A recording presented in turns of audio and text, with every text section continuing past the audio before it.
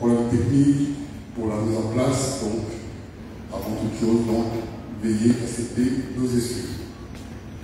Avant de vous présenter les différentes thématiques que nous allons aborder aujourd'hui, nous allons donner la parole à Papa Jacques Imeni Alexis, qui va ouvrir notre conférence débat et qui a un mot de circonstance pour aujourd'hui.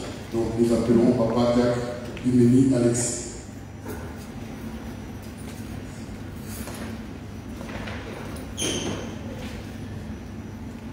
Cher papa et chère maman, chers frères et chères sœurs, chers invités, tout d'abord bonjour à tous. Il nous est fait l'honneur de venir en ce jour, le samedi 9 novembre 2024, d'ouvrir cette conférence débat sur le Mandolé. En effet, il s'agit aujourd'hui de parler de l'origine, de l'évolution et des apports tant scientifiques. En effet,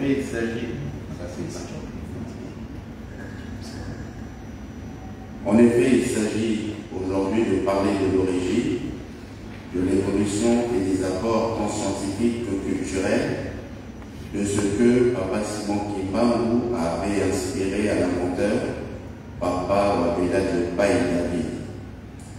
Paix à son âme, car il n'est plus de ce monde. C'était en 1978, au cours d'un rêve, que l'inventeur inspiré, Papa Wabella de Pai, a entendu la voix de Papa Simon Kimbangu qui lui demanda d'aller à Nkamba afin d'obtenir une mission pour l'homme noir. Mission qui s'est concrétisée par l'invention appelée écriture mandolé. De cet appel à la mise au point de l'écriture mandolé, divers obstacles ont pu être franchis en utilisant la méditation, la réflexion et la recherche. Ce qui nous sera sans doute démontré lors de notre conférence. Aujourd'hui, le Centre de l'écriture mandolé ne cesse de perfectionner jour après jour le mandolé pour le proposer au monde noir en particulier et à l'humanité en général.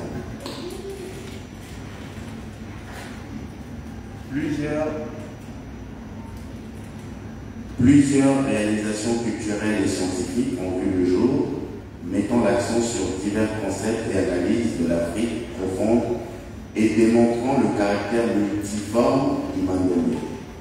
Une écriture, un art et une science appropriées à la culture et à la civilisation africaine et à sa diaspora.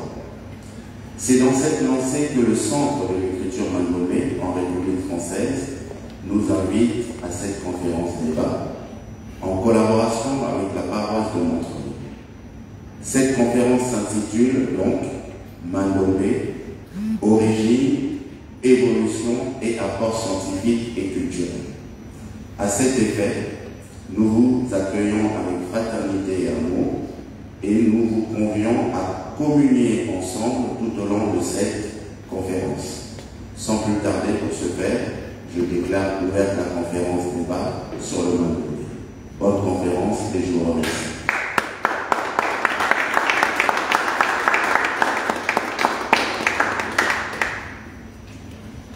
Merci, Papa Jacques Imeni. Nous allons commencer, puisque nous n'avons plus beaucoup de retard, donc on va essayer de récupérer un petit peu pour que tous les thèmes annoncés puissent être abordés dans la sérénité et qu'on puisse aller jusqu'au bout des thèmes. Lors de cette conférence, on va explorer 5 thèmes principaux, chacun présenté par des experts dans le domaine respectif. Premier thème, autour de Papa Simon Kimbangu, l'inspirateur du Mandolé, présenté par le Kimba Lloyd Maludi Marcou Sébastien, qui est ici présent avec nous. Le deuxième thème, la naissance et l'évolution du Mandongbe, animé par le Kimba Gulon, Papa Fwa Kassoubou Adouya, qui est ici avec nous. Ce thème couvrira les origines historiques et l'évolution du Mandongbe à travers le temps. Troisième thème, les retombées scientifiques du Mandongbe. Ce thème sera présenté par le secrétaire général du centre Mandongbe en direct de Kinshasa. Il est à Kinshasa, il sera en visioconférence avec nous tout à l'heure lors de la présentation. Il abordera les implications scientifiques des découvertes associées au Mandongbe. Quatrième thème, Kimbangula, l'art Mandongbe et ses dérivés, exposé par le Kwamazaï, professeur Makeki Paul. Cette partie se focalisera sur l'art Mandongbe, ses expressions et ses dérivés culturels. Et nous terminerons par le cinquième thème, les impacts neurocognitifs du Mandongbe dans l'éducation, présenté par les chercheurs en neurosciences, intelligence artificielle et cybersécurité, Papa Kiwadi Nsangani. Son discours, Papa Kiwadi Nsangani, son discours mettra en lumière les effets du Mandongbe sur le développement cognitif et éducatif. Donc, on va commencer par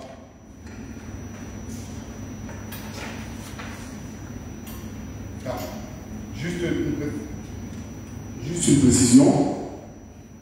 Les conférenciers vont nous présenter leur thème. Nous prenons des notes.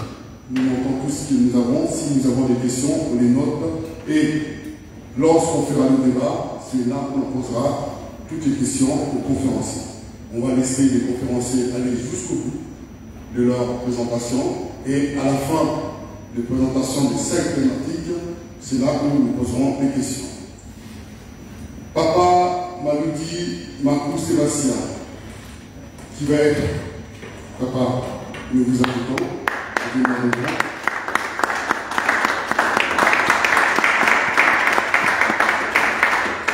Papa Maloudi est chercheur sur le tribalisme. Kimbangologue et ancien du centre de l'écriture Mandongbe en France. Actuellement, diacre et membre de la presqu'île à la paroisse de Paris-Saint-Ouen, il intervient sur le thème autour des Papa Simon Kimbangu, l'inspirateur du Mandongbe. Nous donnons la parole à Papa Diacre Maloudi pour nous présenter donc le premier thème. Merci beaucoup. C'est sensible.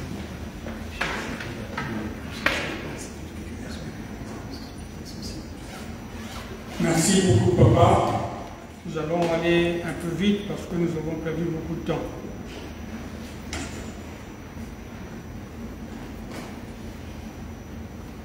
Je souhaiterais commencer le développement de mon thème si je ne parlais pas de Papa Simon Kimbangu. Eh bien, je pense que nous n'allons pas abuser de ce nom-là de Simon Kimbangu parce qu'il est trop utilisé ces derniers temps.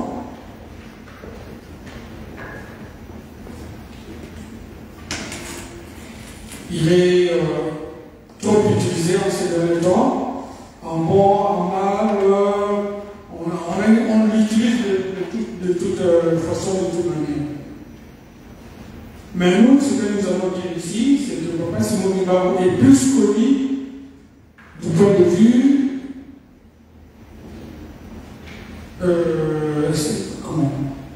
il est plus connu en tant que religieux. Mais nous, ici, nous allons essayer un peu d'oublier le côté religieux pour ressortir d'autre côté, pour faire voir que Papa Simon Kimbangu, en lui-même, il est multidimensionnel. C'est ce que nous allons démontrer ici. On peut ne pas parler de lui en tant que religieux, mais on parle parlera de lui parce qu'il va et il est là influent sur le développement de l'homme noir, sur le développement de l'Afrique, sur le développement du monde autour des prochaines décennies. Alors, sans plus tarder, nous allons poser la question de savoir pourquoi Papa Simon Kimbangu est venu, qui l'a envoyé, et c'est quoi son mobile. Nous notons que le 5 avril 1921,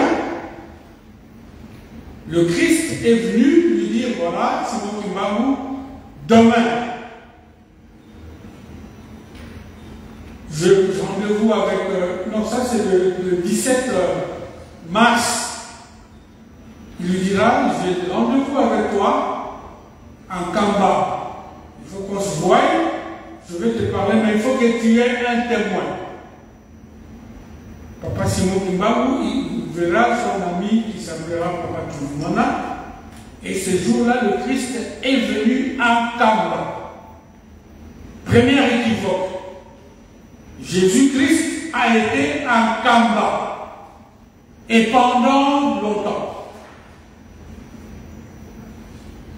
Le ciel s'ouvrira, une grande robe blanche descendra du ciel et le Christ dira à Papa Simon Kimbangu, à partir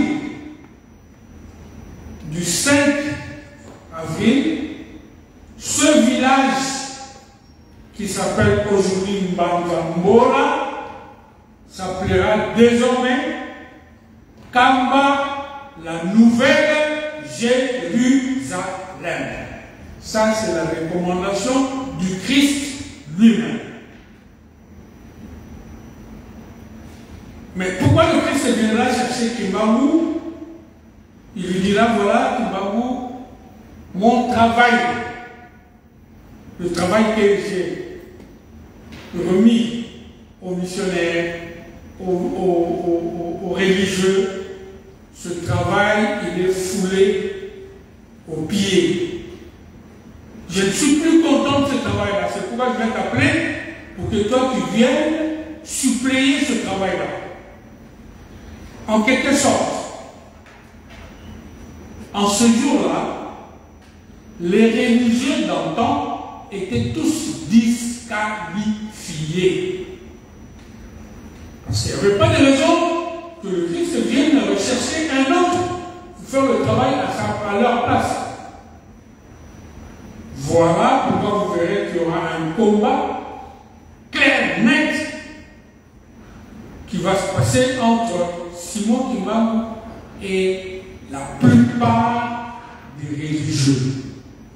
En ce moment-là, il y avait les catholiques, il y avait les protestants, il y avait les salafistes. Je parle ici de la République démocratique du Congo.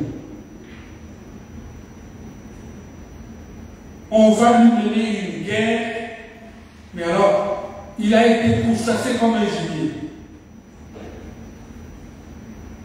Mais qui va lui mener cette guerre-là? Il va le définir même dans le livre, là, le sermon de Banansanda. Il dira, voilà, les hommes venus du monde de ténèbres. Ça, j'utilise le terme utilisé par lui-même, Papa Simon Kimbangu. Il dit qu'ils ne vont pas me laisser la paix, ils vont me mener la guerre, parce que eux, c'est des gens venus du monde de ténèbres.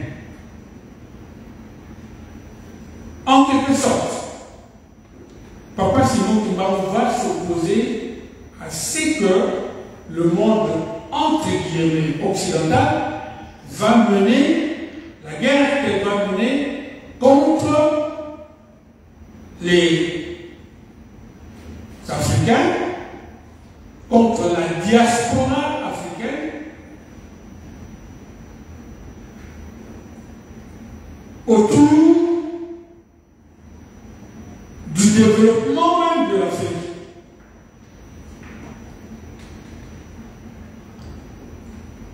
Ceci dit,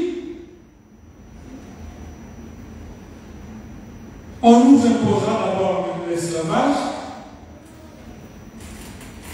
suivi du colonialisme et aujourd'hui du néocolonialisme.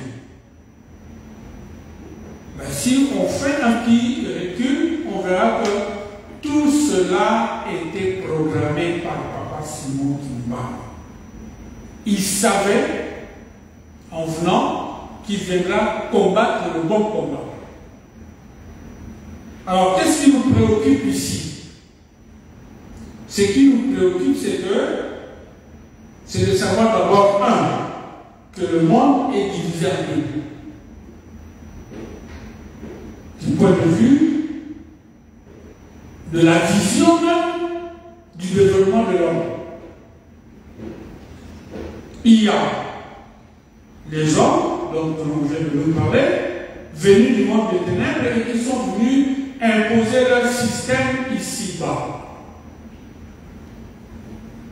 De l'autre côté, on aura maintenant Papa Simon Kimba qui viendra pour combattre contre cette clique-là.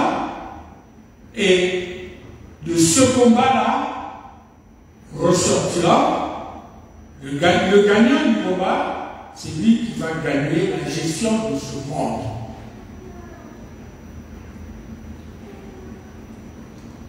Il dira ceci: j'ai été envoyé pour libérer les peuples noirs d'Afrique, de la diaspora, les damnés de la terre et tous les opprimés. Quelle ambition! Il commence son combat et on verra bien que la ligne de démarcation s'est tracée. Tous qui ne voulaient pas de lui l'ont combattu. Et les autres qui devaient bénéficier de ce combat, il y en a qui n'ont pas compris, qui se sont emballés dans ce combat-là contre Simon Kimbangu, mais qui du jour au lendemain, la situation commence à s'inverser. Et Simon Kimbangu, dans son ambition, il dira: je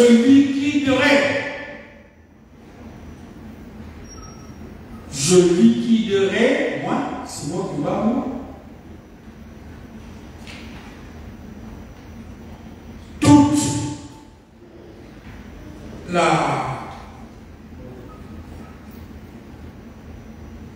tout ce qu'on a infligé à l'homme. Et je ferai en sorte que cet homme noir-là, qui était la risée du monde, devienne gagnant et qui s'approprie lui-même du développement politique, spirituel et scientifique de son propre milieu, de sa propre vie. Voilà le combat que mènera Simon Kimbangu, qui sera mal compris surtout par les religieux qui croiront que Simon Kimbangu est venu pour. Non. Il est venu pour dire en termes clairs, la lingala facile. Il est venu nous libérer pour que nous soyons nous-mêmes les gérants de nos minéraux, par exemple. Le gérant de nos économies, par exemple. Le gérant de notre culture, par exemple. Il vous souviendra qu'à l'époque coloniale, nous avions des écoles. Et nous, au Congo, Kinshasa, c'était les Belges. Les Belges formaient des universitaires. Auparavant, il n'y avait même pas des universitaires. Il y avait ces 4 ans postprimaires. Après 4 diplôme, c'est terminé. Pourquoi? Tu ne vas plus étudier, sinon tu deviendras trop regardant. 6 ans secondaire, qui a rajouté 6 ans sur ton école primaire. Une élite plutôt. Dès qu'il termine l'école, on commence à l'abreuver. Il s'aide facilement aux loges.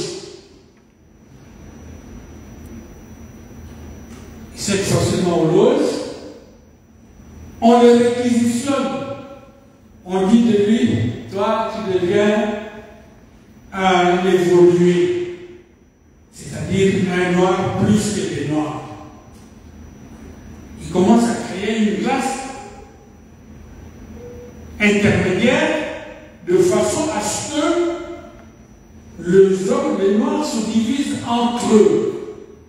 Ils l'ont fait pendant l'esclavage.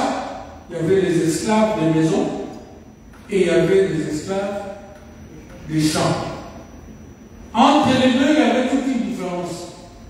Celui des maisons, il mangeait que la soupe du patron.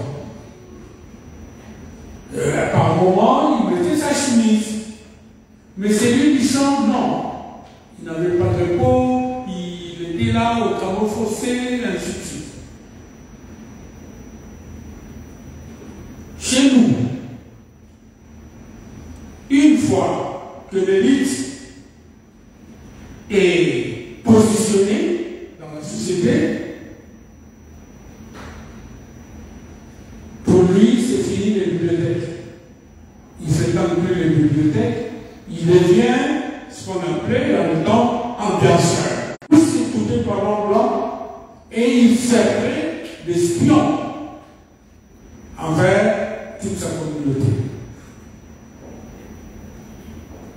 Dans le temps, l'économie était si tu n'arrives pas, pour ceux qui cueillaient les chefs de VA, tu n'arrives pas à remplir un pot d'une dimension donnée. Beaucoup de choses qui sont passées qui ont fait que l'élite de l'Afrique aujourd'hui est la conséquence de ce que les Blancs ont semé. Aujourd'hui, nous déplorons que nous avons une élite qui détourne les fonds publics, comment dire, irresponsable du point de vue de son toit conjugal. Tout ça a été programmé pour que, si nous on est défaillants, si le pays devient défaillant, eh bien, nous serons obligés d'importer la main-d'œuvre de chez eux. Parce que nous, on est devenus défaillants, on n'arrive plus à gérer, eux, ils vont nous envoyer leurs techniciens, entre guillemets, pour venir gérer à notre place. Tout ça pourquoi? Parce que, jusqu'à preuve du contraire, les matières premières appartiennent chez nous, appartiennent à nous.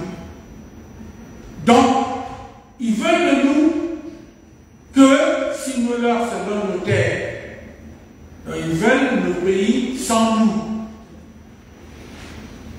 Et si nous n'arrivons pas à appréhender ça aujourd'hui, c'est grave ce qui nous arrivera demain. Voilà le combat que Papa Simon Kimbangu est venu mener, mais nous l'avons pourchassé. Nous l'avons combattu. Nous continuons à le combattre un siècle après son boulot ici-bas. Nous continuons à l'injurier, nous continuons à marcher sur lui, nous continuons à le rabaisser. Pourquoi? Parce que nous n'avons pas pris conscience de son combat. Et nous ne savons pas. D'abord, il se promenait du pied. Nous, on se promène avec le Gino Wissem, Mais lui, il était nu-pied. Mais pourquoi était-il nu-pied? Est-ce qu'il n'avait pas d'argent pour s'acheter les chaussures? Nous pensons. Voilà ce qu'on appelle quelqu'un qui vient se sacrifier. Nous n'arrivons pas à lire le sacrifice de l'homme. 30 ans, emprisonné pendant 30 ans.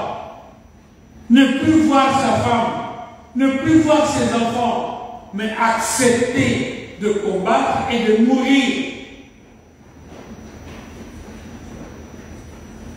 Chers collègues, chers amis, chers frères, sœurs, moi quand ça m'arrive de penser à ça, il y a des moments où je pleure. Je me dis, mais qu'est-ce qui ne va pas dans notre société à nous? Voilà quelqu'un qui se sacrifie pour nous, et nous, on s'en fout de lui, on s'en fout de son combat. Mais que voulait-il au juste? Notre développement. Parmi les éléments de la civilisation, je vais faire en sorte que je termine vite parce que là, on a perdu beaucoup de temps. Parmi beaucoup d'éléments de la civilisation, nous avons un grand élément que Papa Simon Kimbangu est venu nous offrir, est venu nous inspirer, c'est l'écriture en nous. Or, dans toute civilisation qui se respecte, nous avons une langue, nous avons une écriture, nous avons langue, écriture, la façon de communiquer. Nous avons aussi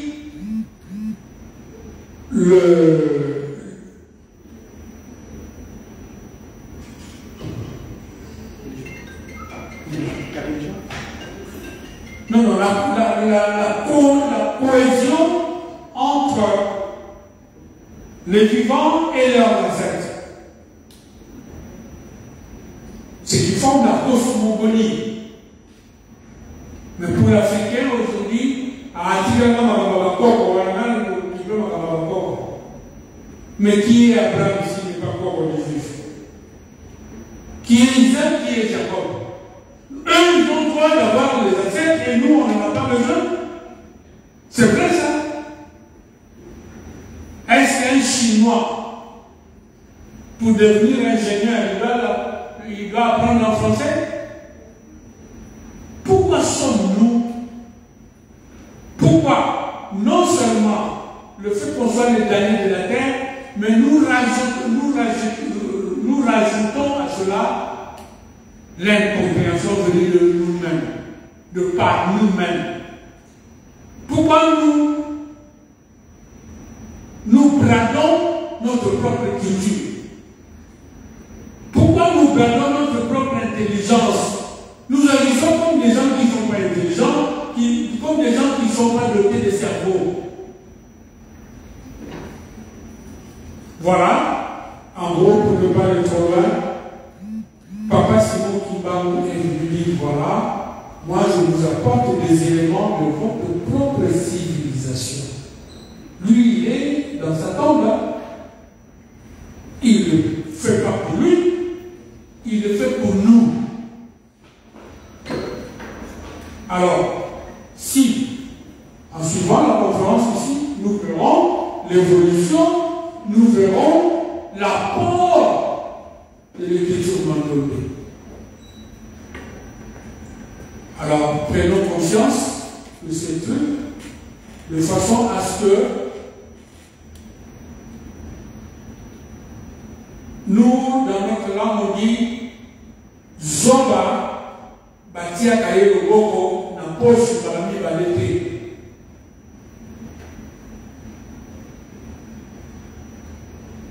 Soki Batia Loboko, na poche Balami Balete. Prochainement, si vous voudrez une de Foubobo, la poche, ma poche ne t'appartient plus. Peut-être hier, elle t'appartenait,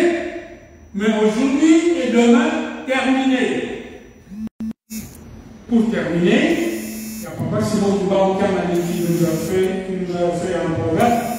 Il a dit ceci. Tata Moko, na maman Moko, bayaki na mwana na maman Moko, mwana na tele na kate, amona na kate. Soki balinga kende bilanga, batikele biloko kolia, babitala biloko no ezali awa. Sokongo koki, zwa biloko kolia.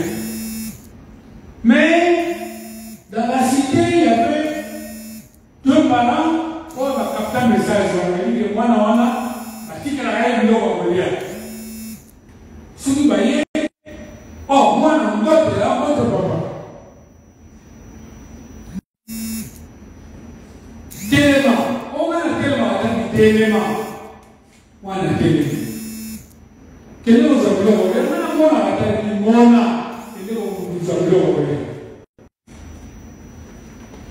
Qui a 5 millions de soleil à Ozoka, Balé, Soki Balé à Sisi, Bamina de Vanda, Neosa, Kamamis, à Kamimis.